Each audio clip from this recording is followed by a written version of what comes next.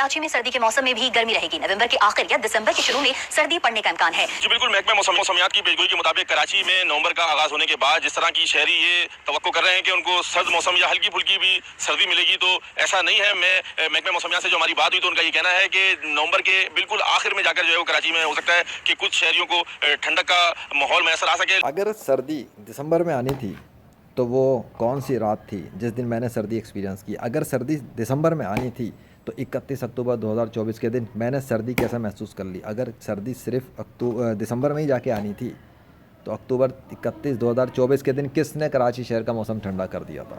क्या था वो फिर? क्योंकि गर्मी तो बहुत पहले से चल रही थी। जिस दिन से मैंने दावा किया था कि लो चको गर्मी का अज़ाब, गर्मी तो उसी तब से ही अल्लाह के हुक्म से बढ़ना शुरू हो गई थी। और बारिश, तूफ़ान, आंधी एकदम ऐसे गायब हुए जैसे गधे के सर से सिंह।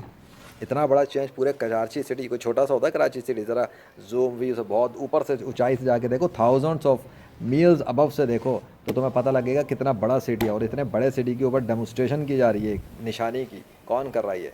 मेरी औकात नहीं है, मैं तो चूचू का मुरब्बा हूँ एक तरह से। लेकिन मैं जिसका बंदा हूँ वो पूरी कायनात को चलाता है, वो तसरुफ़ करता है। उसके लिए कराची सिटी का मौसम बदलना कौन फयकून की बात है, उसने किया है। लेकिन किया कब है? बात यह है कि उसके बंदे ने एक दावा किया, तब किया। बहुत सारे लोग बकवास करते थे ना, औलिया अल्लाह के कहने से कुछ नहीं होता।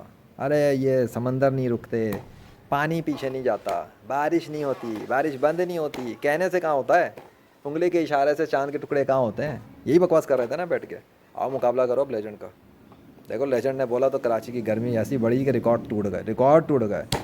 लेजेंड जब आया था ना मैदान में, उन वक्तों की बात है, पूरे वर्ल्ड में कोरोना वायरस का तूफ़ान आया था, वो भी लेजेंड की निशानी था। वो लेजेंड की आमद में निशानी थी कि लो चखो लाशों का अजाब। क्योंकि लेजेंड ने लाशों पर ही तो बहुत अरसे काम किया, बहुत तबलीग की, बहुत बताया।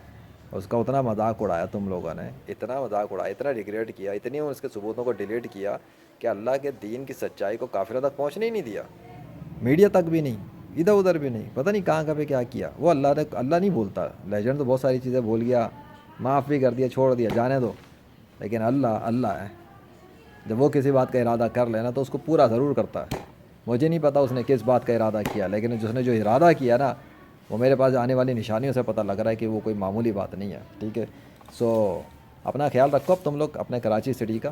तुम्हारे नवंबर के अंदर भी तुम्हें जो मज़ा चखाया जा रहा है, मैं कुछ नहीं कर सकता। जाओ अल्लाह से माफ़िया मांगो, मेरे पास आने की ज़रूरत नहीं, मुझसे कुछ कहने की ज़रूरत नहीं है। मैं किसी के लिए नहीं बैठा हुआ, ना मैं अपने इस काम के पैसा मांग रहा हूँ, ना मैं इस काम के बदले में किसी से थैंक यू या तारीफ़ या तनकीद का मोहताज हूँ। मैं जिसके लिए काम कर रहा हूँ मेरे लिए काफ़ी है।